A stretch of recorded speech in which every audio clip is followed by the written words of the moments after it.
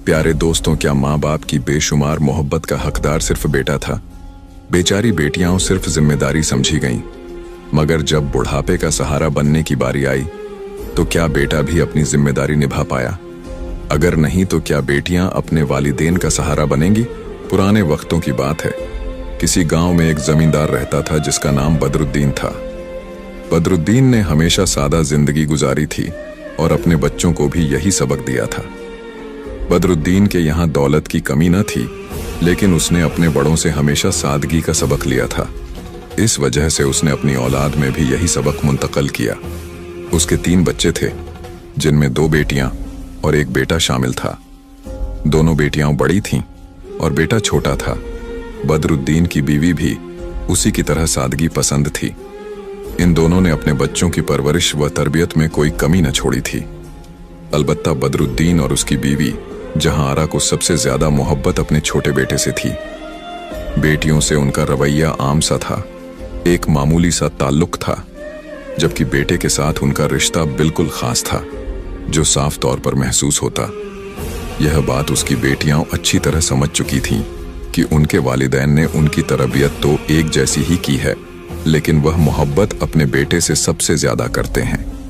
वह उनकी उम्मीदों का मरकज था, उनकी वाहिद नरीना औलाद था, और हर गांव वालों की तरह उनकी भी यही सोच थी कि उनका बेटा सफदर बड़ा होकर उनके बुढ़ापे का सहारा बनेगा और उन्हें बुरे वक्त में संभालेगा। यही वजह थी कि वह सबसे ज्यादा अहमियत अपने बेटे सफदर को देते थे। यहाँ तक कि अगर पड़ोस से कोई अच्छी चीज बनकर आ जाती तो भी वह सबसे पहले सफदर को पेश करते और अपनी बेटियों को रोक देते। यही नहीं, ईद में भी सबसे पहले पैसे सफदर के हाथ पर ही रखते। जब वह खर्च कर देता, उसके बाद जो कुछ बचता वह बदरुद्दीन और जहांआरा अपनी बेटियों में तकसीम कर देते। सफदर को इस बात का बखूबी इल्म था कि उसके वालिदैन उसकी बहनों से ज्यादा उससे मोहब्बत करते हैं और वह इस मोहब्बत को अपना हक समझकर कबूल करता। उसे बहुत अच्छा लगता कि उसके वालिदैन उसे सबसे ज्यादा अहमियत देते हैं, जबकि बेटियों की आंखों में इस फर्क पर हमेशा नमी दिखाई देती। जहांआरा और बदरुद्दीन को इस बात का अंदाजा नहीं था कि उनकी बेटियां वैसे तो खामोश रहती हैं, लेकिन वह इस बेटे बेटी के फर्कन की वजह से अक्सर अपने दिल में दुखी रहती हैं और किसी से इस बात का जिक्र नहीं करती। उन्होंने जहांआरा का पूरा घर संभाला हुआ था और अक्सर रात को जब तमाम कामों से फौरिग होकर वह आंगन में चारपाई डालकर बैठती तो इन दोनों बहनों के दरमियान यही मौजू एक गुफ्तगू होता। वह लोग एक दूसरे से बातें करती, एक दूसरे को तसल्ली देती और फिर आपस में समझाती कि अगर हमारे वालिदैन अपनी वाहिद नरीना औलाद से मोहब्बत करते हैं तो इसमें ऐसा कुछ भी गलत नहीं है। लेकिन अंदर ही अंदर उनके दिल बेहद दुखी हो जाते कि उनके वालिदैन औलादों में फर्का क्यों करते हैं। फिर यह सोचकर चुप हो जाती कि वह लोग तो ब्याह कर अपने अपने घर की हो जाएंगी। अगर उनके वालिदैन उनके भाई सफदर को अहमियत देते हैं तो इसमें ऐसा कुछ गलत भी नहीं है, क्योंकि वह बुढ़ापे में उनका सहारा बनेगा। इसी वजह से वह उनकी तवज्जो का मरकज बना हुआ था। सफदर ने जब होश संभाला तब उसने अपने वालिदैन से दरख्वास्त की कि वह भी पढ़ना लिखना चाहता है, उनकी तरह जमींदारी नहीं करना चाहता, उसे खेती बाड़ी से कोई दिलचस्पी नहीं है। उन्होंने जब सफदर के मुंह से यह बात सुनी तो पहले तो हैरान रह गए और उसे समझाने की कोशिश की, लेकिन जब सफदर ने वाजह तौर पर बता दिया कि वह पढ़ाई करना चाहता है तो उसके वालिदैन ने उसके सामने हथियार डाल दिए और उसे पढ़ने के लिए गांव में मौजूद एक सरकारी स्कूल में दाखिल करवा दिया। उनकी सबसे बड़ी बेटी आमिना को जब इस बात का इल्म हुआ तो वह छुप छुप कर रोने लगी, क्योंकि उसने सबसे पहले अपने वालिदैन से इस बात की दरख्वास्त की थी कि वह उसे पढ़ाएं लिखाएं। वह जाहिल नहीं रहना चाहती थी। जब उसके वालिदैन ने उसकी बात सुनी थी तो गुस्से में एक ही बात कही थी कि पढ़ लिख कर तुम लोगों ने क्या करना है, हांडी चूल्हा ही तो करना है। वह बगैर पढ़े लिखे भी तुम्हारी माँ करती आई है, तुम लोगों को भी यही करना है। इसलिए मैं अपना पैसा तुम लोगों की पढ़ाई के पीछे बर्बाद नहीं कर सकता। अपने वालिद के मुंह से यह जवाब सुनकर वह कमरे में जाकर बेहिसाब रोई थी और अपने आंसुओं में अपने इस ख्वाब को हमेशा हमेशा के लिए दफन कर दिया था। उसकी दूसरी बहन को हुनर सीखने का बहुत शौकन था, जिसका नाम जर्मिना था। उसने अपने वालिद से जब पड़ोस वाले घर में, जहां उसकी दोस्त नीलम रहती थी, उसकी वालिदा से सिलाई सीखने का कहा, तो उसके वालिद उस पर बिफर पड़े और कहने लगे, तुम्हें क्या जरूरत है हुनर सीखने की? मैं तुम्हारी शादी अपने हम पल्ला लोगों में ही करूंगा। वह लोग तुम्हें 2 वक्त की रोटी फराहम कर देंगे, तुम्हारे नान नफके की जिम्मेदारी लेंगे। तो तुम्हें क्या जरूरत पड़ी है कि तुम हुनर सीखने में अपना वक्त बर्बाद करो? करदारी सीखो, वही तुम्हें आगे काम आने वाली है। जब उसके वालिद ने उसे हुनर भी सीखने से मना कर दिया, तब जर्मिना ने अपना दिल बहुत ज्यादा मजबूत किया और खुद को समझाया कि शायद इसी में मेरी बहुतरी है। लेकिन वह दोनों बहनें जानती थीं कि उनके वालिद उन्हें सिर्फ इस हद तक प्यार देते हैं कि जल्द से जल्द वह इस घर से रुखसत हो जाए। उनके वालिद के नजदीक बेटियों की शादी करना ही एक बहुत बड़ी जिम्मेदारी थी, जिससे सबका दोष होने के बाद वालिदैन का हर फर्ज खत्म हो जाता है, जबकि हकीकत इसके बरक्स थी। दूसरी जानिब सफदर ने जब पढ़ाई मुकम्मल कर ली, मैट्रिक के इम्तिहान पास कर लिए, तो उसने शहर जाने की जिद लगा ली। उसके वालिद साहब ने अपनी जमीनों का एक टुकड़ा बेचकर पढ़ने लिखने की सारी जमा पूंजी उसके हवाले की और उसे दुआओं में रुखसत करते हुए कहा, बेटा, मैं तो चाहता हूं कि तुम पढ़ लिख कर अच्छे इंसान बनो। तुम्हारी कोई ख्वाहिश मैं रद्द नहीं करना चाहता। तुम हमारी वाहिद नरीना औलाद हो और हमें तुमसे बहुत ज्यादा मोहब्बत है। इसीलिए जाओ, जाकर अपनी पढ़ाई का शौक पूरा करो, हम तुम्हारे साथ हैं। सफदर ने अपना सामान बांधकर शहर रुखसत हो गया और वहां कॉलेज में दाखिला लेकर पढ़ाई करने लगा। सफदर को बहनों से कुछ खास उनसियत नहीं थी। उसने हमेशा अपने वालिदैन से मोहब्बत अच्छी तरह वसूल की थी, इसीलिए उसे अपनी बहनें खुद से कमतर नजर आती थीं। उन तीनों के दरमियान भाई बहन वाला कोई ताल्लुक मौजूद नहीं था, जबकि अमीना और जर्मिना इस बात के लिए तड़पती थीं कि कभी उनका भाई उन्हें भी इज्जत दे, इज्जत से मुखातिब होकर उनसे मोहब्बत करे। लेकिन यह सब उनका ख्वाब ही रह गया। जैसे ही सफदर शहर में पढ़ाई करने के लिए रवाना हुआ, उसके वालिद साहब ने उसके लिए रिश्ता ढूंढना शुरू कर दिया। अमीना और जर्मिना के हवाले से उन्होंने बिल्कुल भी न सोचा कि वे दोनों बड़ी हैं, पहले उनके लिए मुनासिब बर तलाश करना चाहिए।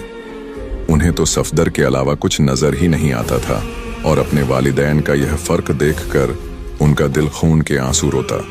लेकिन फिर वे गरदारी में अपना दिल लगा लेती और नाइंसाफी पर अपनी आंखें बंद कर लेती कि उनके रोने धोने से हकीकत बदलने वाली नहीं थी।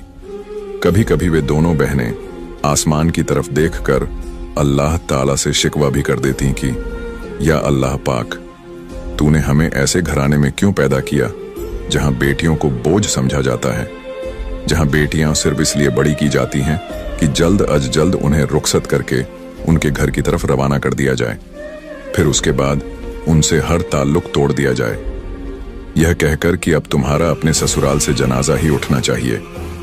और ऐसी कितनी ही बेटियां इस एक सतर को इस कदर मजबूती से अपने दिल से लगा लेती हैं कि फिर उनके जनाजे ही उनके ससुराल से उठते हैं और मायके वालों को कुछ खबर तक नहीं होती। बदरुद्दीन ने सफदर के लिए अपने भाई की बेटी को मुंतखब किया और जब वह छुट्टियों में गांव वापस लौटा, उन्होंने जब उसे अपना फैसला सुनाया तो वह पहले तो हैरान रह गया, फिर खूब वावेला मचाया और अपने वालिदैन से कहने लगा, आप लोगों को मुझसे पूछकर फैसला करना चाहिए था। मेरी जिंदगी है तो फैसला भी मुझे ही करना चाहिए। आप लोगों ने यह सोच भी कैसे लिया कि मैं पढ़ लिख कर इस जाहिल लड़की को अपनी जिंदगी का हमराह बनाऊंगा? मैं अपनी जिंदगी का हमराह उसी लड़की को बनाऊंगा जो मेरी तरह पढ़ी लिखी होगी। मैं किसी सूरत किसी जाहिल गंवार लड़की से शादी नहीं करूंगा।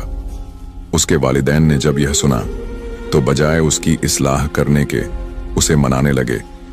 उसका फैसला अपनी सर आंखों पर रखा और उससे कहा, बेटा, अगर तुम यह शादी नहीं करना चाहते तो कोई बात नहीं, हम अभी और इसी वक्त यह मंगनी खत्म कर देते हैं।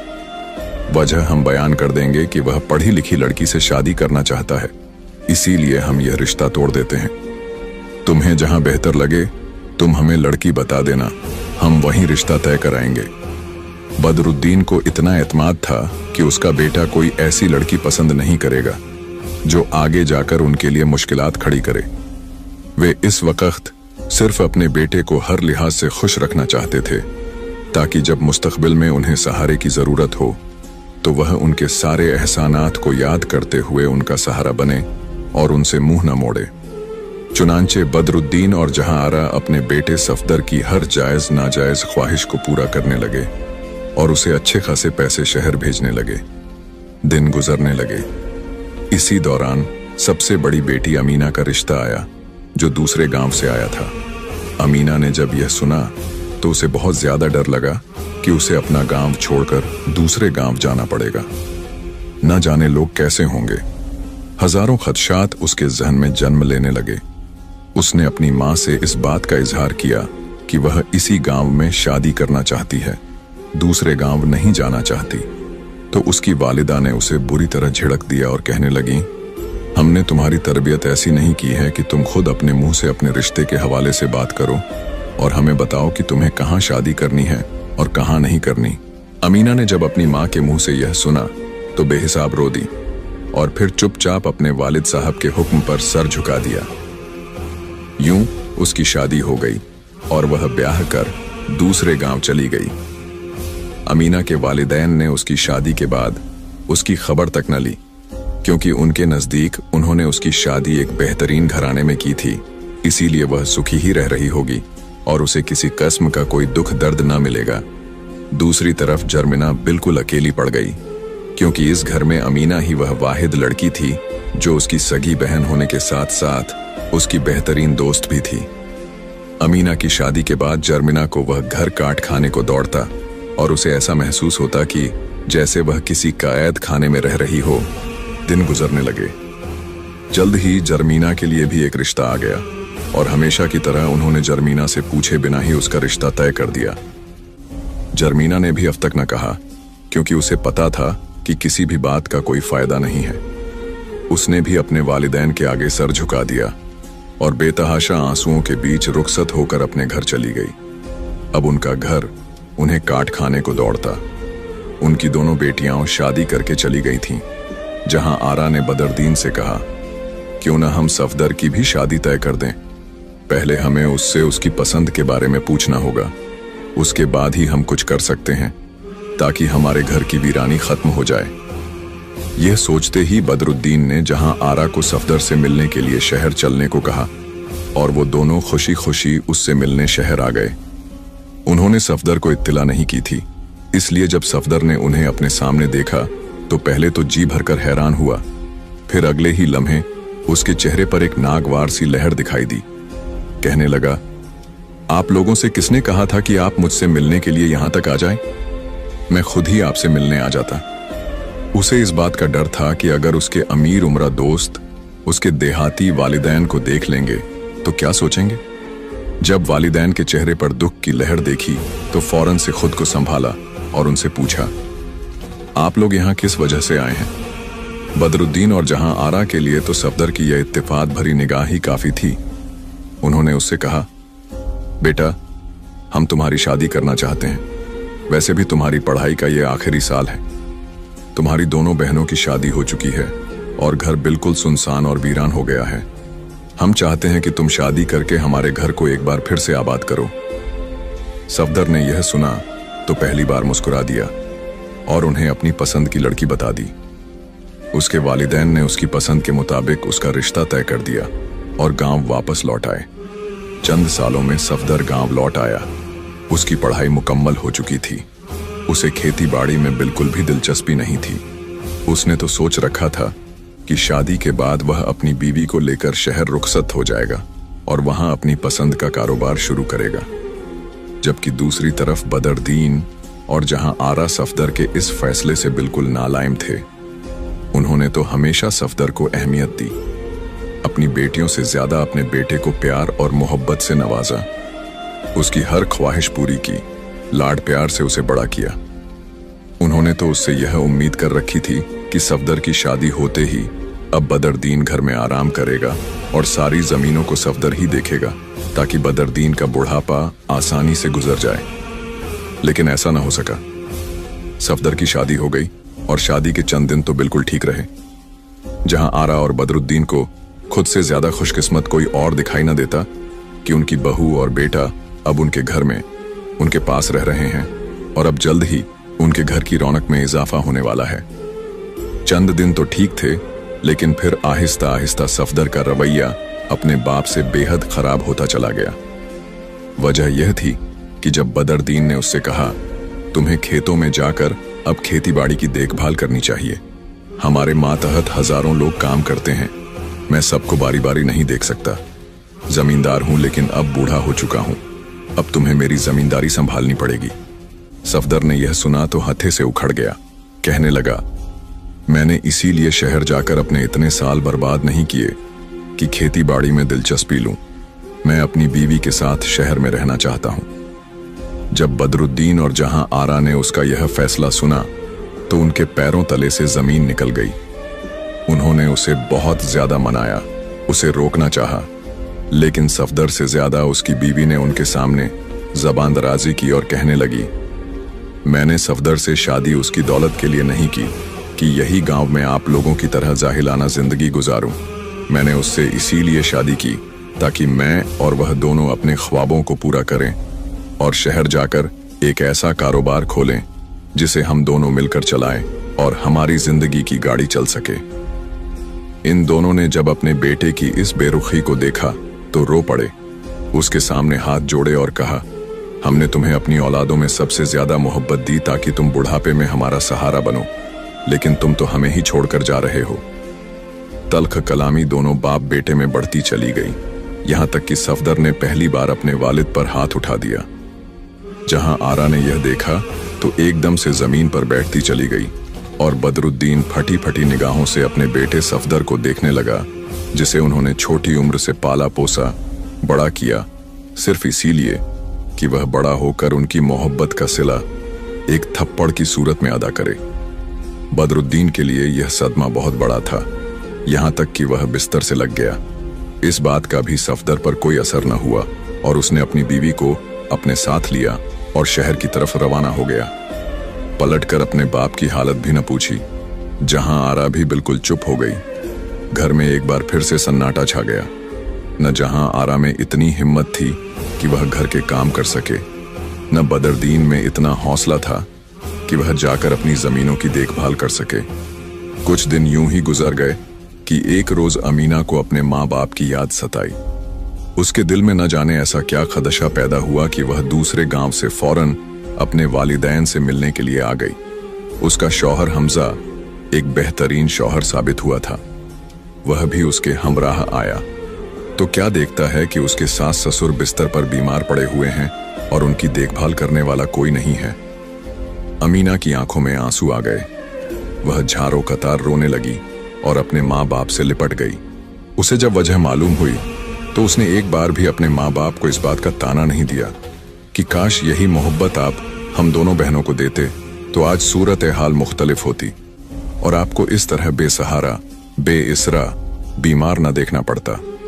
लेकिन उस वक्त मौका देखकर अपने वालिदैन को यह जताना मुनासिब न समझा और पूरी तरह उनकी खिदमत में झुक गई। यहां तक कि बदरुद्दीन एक बार फिर से अपने पैरों पर खड़ा हो गया और जहां आरा में एक बार फिर से हिम्मत लौट आई। आमिना ने फैसला किया कि वह अब उनके पास ही रहेगी। उसके वालिदैन अकेले थे, सारी जिम्मेदारियां वो अकेले नहीं देख सकते थे। हमजा ने अपने ससुर की जमीनों को देखना शुरू कर दिया और आमिना अब उनके साथ ही रहने लगी। नवासा नवासियों की रौनक ने उन दोनों का दिल लगाए रखा, लेकिन अक्सर वे लोग रात को अपने कमरे में अपने बेटे सफदर की बेरुखी को याद करके रोते रहते और दुख मनाते। वे दोनों एक दूसरे से यही बात करते कि काश हमने अपनी बेटियों को इस कदर मोहब्बत दी होती तो आज सूरत हाल मुख्तलिफ होती। दिन गुजरने लगे। बदरुद्दीन और जहां आरा ने अपना दिल मजबूत कर लिया। दूसरी तरफ सफदर ने उन्हें पलटकर न देखा, न उनका हालचाल पूछा, बल्कि ऐसा गायब हुआ जैसे कभी उसका वजूद ही न था। आमिना ने अपने वालिदैन की बेतहाशा खिदमत की और उन्हें यह साबित कर दिया कि औलाद चाहे बेटा हो या बेटी, अगर वालिदैन का एहसास करने वाली हो तो ही इंसान खुशकिस्मत कहलाता है और अगर ऐसा न हो तो वह बदकिस्मत तसव्वुर किया जाता है। जहां आरा और बदरुद्दीन, जो अपने बेटे सफदर की वजह से खुद को बदकिस्मत समझ चुके थे, अपनी बेटियों की खिदमत की वजह से एक बार फिर से खुद को खुशकिस्मत तरीन समझने लगे। उनकी बेटियों की खिदमत ने उन्हें एक बार फिर से उनकी सेहत की तरफ लौटा दिया था। दिन गुजर रहे थे। एक दिन वे सभी लोग बेहद खुशगवार माहौल में खाना खा रहे थे कि अचानक घर की दहलीज पर दस्तक हुई। जहां आरा ने आगे बढ़कर दरवाजा खोला तो क्या देखती हैं कि सामने सफदर मौजूद है। जहां आरा ने आगे बढ़कर जैसे ही उसे गले लगाना चाहा तो उसने एकदम से उसका हाथ झटक दिया और दंदनाता हुआ घर में आकर चीखने चिल्लाने लगा। अपने वालिद को सामने देखकर कहने लगा, मैंने आपको खत के जरिए जमीन बेचने को कहा था ताकि मैं कारोबार में पैसे लगा सकूं। आपने मुझे कोई जवाब नहीं दिया। इस बात का मैं क्या मतलब समझूं? आपके जवाब न देने की वजह से मुझे इतनी दूर यहां आना पड़ा। क्या मैं यह जान सकता हूं कि आपने वह जमीन मेरे कारोबार के लिए क्यों नहीं बेची? बदरुद्दीन ने जब सफदर का यह रवैया देखा तो खुद को मजबूत किया और एकदम से जारिहाना अंदाज में लौट आए। कहने लगे, तुम होते कौन हो मुझसे इस जमीन का हिसाब लेने वाले? वह जमीन मेरी है और मैं उसे जिसे चाहूं तोहफे में दूंगा। तुम्हारा उससे कोई वास्ता नहीं। मैंने तुम्हें पहले भी एक जमीन बेचकर पढ़ाई करवाई। तुमने तो मुझसे कहा था कि तुम अपने बलबूते पर सब कुछ करोगे, लेकिन अब तुम यहाँ क्या लेने आए हो? यहाँ तुम्हारे लिए कुछ भी नहीं रखा। तुम समझते हो कि बचपन से तुम्हें अहमियत दी तो अब तक तुम्हें अहमियत ही मिलती रहेगी और तुम बेधड़क वह अहमियत वसूल करते चले आ रहे हो। यहाँ तक कि हमें अकेला छोड़ने के बाद भी तुम किस कदर बेशर्मी और हठधर्मी से हमसे मिलने आए हो। मैं ये बात कभी नहीं भूल सकता कि हम दोनों मियाँ बीवी बूढ़े होकर तुम्हारे सामने गिड़गिड़ा रहे थे और तुमने हमें सहारा देने के बजाय अपनी बीवी की बात पर अमल किया और हमें इस भरे पूरे घर में अकेला छोड़कर शहर रुखसत हो गए। मैं यह बात कभी नहीं भूल सकता कि तुमने मुझ पर हाथ उठाया और मुझे हमेशा हमेशा के लिए खुद से नफरत करने पर मजबूर कर दिया है। यह कहते ही बदरुद्दीन रोने लगे, लेकिन सफदर का दिल फिर भी न पिघला। उसकी जबान पर बस यही सवाल था कि जमीनें किसके नाम कर दी हैं? मुझे जमीनें चाहिए और मैं अपना हिस्सा लिए बिना यहां से नहीं जाऊंगा। बदरुद्दीन ने मुस्कुराकर सफदर की तरफ देखा और कहने लगे, मेरे पास कोई जमीन होती तो मैं तुम्हें देता। मैंने वह जमीनें तुम्हारी बहनों में तकसीम कर दी हैं और तुम्हारा हिस्सा तुम्हें बहुत पहले ही दे दिया था।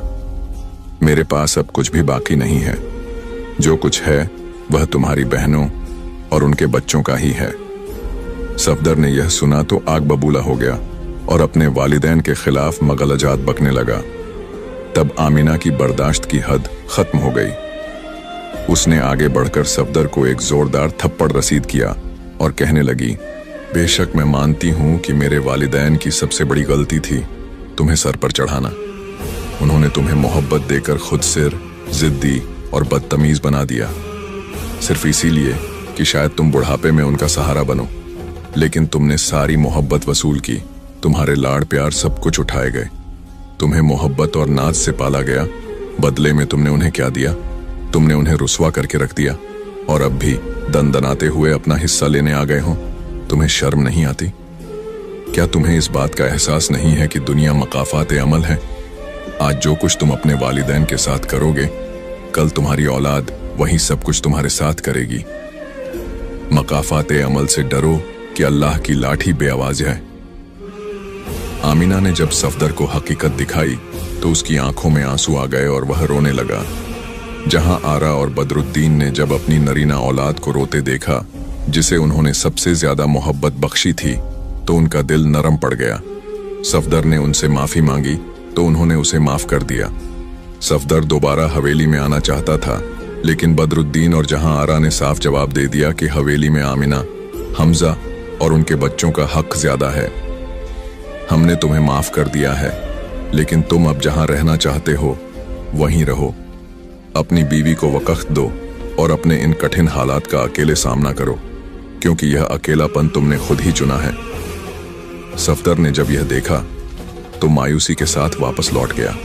उसे यह समझ आ गया था कि बेटा बेटी में फरकत करने के बावजूद भी उनकी बेटियों ने उन्हें नहीं छोड़ा और उनके बुढ़ापे में उनकी खिदमत की। तब उनके वालिदैन को एहसास हुआ कि औलाद में फर्क करके उन्होंने बहुत बड़ी गलती की थी। सफदर की जिंदगी ने उसे यही सबक सिखाया कि वह अपनी औलाद के साथ यह गलती कभी नहीं दोहराएगा। प्यारे दोस्तों, अगर आपको हमारा यह वाक्य अच्छा लगा तो हमारे चैनल इस्लामिक वॉइस को सब्सक्राइब करें और हमारी फैमिली का हिस्सा जरूर बने। शुक्रिया।